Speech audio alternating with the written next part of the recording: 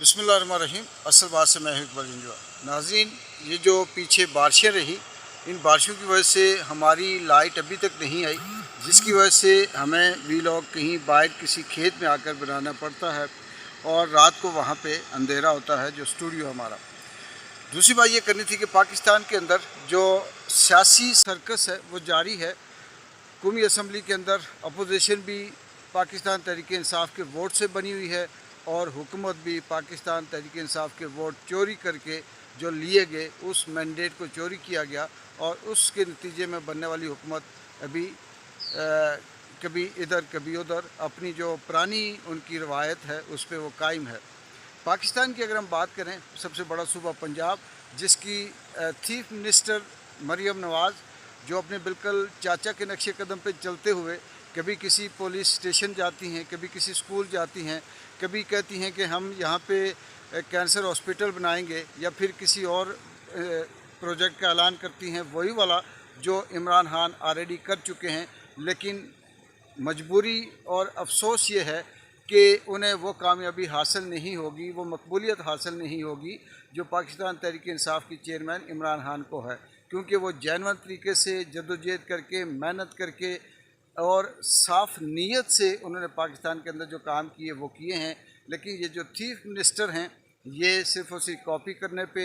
और दिखावे पे और सिर्फ अपने नंबर गेम के चक्कर में ये सब कुछ कर रही हैं, लेकिन उसके नतीजे में अभी तक कोई एक रिज़ल्ट भी सामने नहीं आया। वही फस्तायत है, वही जुल्म है, वही गिरफ्तारियां हैं, वही मारदाड़ है, वही ज़िले शाह की तरह अहमद शाह को भी उसी तरह से तशद्दुद का निशाना बनाकर उसे मौत के मुंह तक पहुंचा दिया हुआ है और उसी तरह से सब सिलसिला चल रहा है।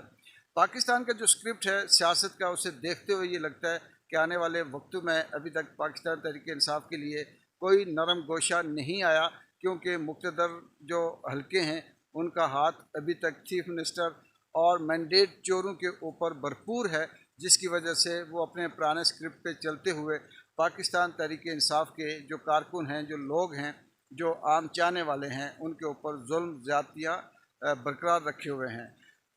हफ्ते के दिन पाकिस्तान के अंदर जो एहतजाज किया गया, बारिश के बावजूद पूरा पाकिस्तान बाहर निकला और सब ने देखा, इंटरनेशनल मीडिया ने रिपोर्ट किया पाकिस्तान के अंदर किस तरह से इमरान खान की मकबूलियत है। लेकिन अगर नहीं मानता तो पाकिस्तान का मुक़्तदर हल्का, उनकी आंखें बंद हैं, उनके कान बहरे हैं और ये सिर्फ़ और सिर्फ अपने चोरी शुदा मैंडेट पे फ़ख्र करते हुए ये कहते हैं कि हमें हुकूमत मिल गई। लेकिन लग ये रहा है कि आने वाला वक्त जो है वो इनके लिए मुश्किल होगा। अगर अहमद शाह को कल किसी न किसी कोई हादसे में उनके साथ कुछ होता है तो उसका जो इल्ज़ाम है वो सीधा सीधा मरियम नवाज़ पे जाएगा और मरियम नवाज़ पे कत्ल की जो एफ़आईआर है वो कटनी भी चाहिए और इस जुल्म की इन्हें सज़ा भी मिलनी चाहिए। अदलिया भी उसी तरह से अपना जो फ़ैसला है वो बरकरार रखे हुए है। अदलिया इस वक्त तक जो पाकिस्तान तहरीक इंसाफ की मखसूस नशिस्तों का जो सिलसिला था, मामला था, वो भी इन्होंने आप कह सकते हैं कि डाका मारा और मखसूस नशिस्तें देने से इनकार किया, जिससे पाकिस्तान तहरीक इंसाफ की जो पोजीशन है वो कमज़ोर हो रही है। लेकिन आने वाला वक्त इसलिए आसान होगा जहाँ 2 साल जुल्म, ज़्यादती,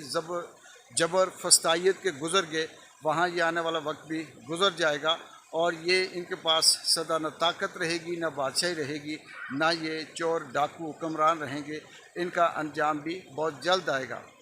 आने वाले वक्त में महंगाई का तूफ़ान आप सबके सामने है, किस तरह से IMF इनके ऊपर शर्तें लगा रहा है, किस तरह से इनको मुश्किल में फंसा रहा है और किस तरह से वो ये कह रहा है कि अगर कर्ज़े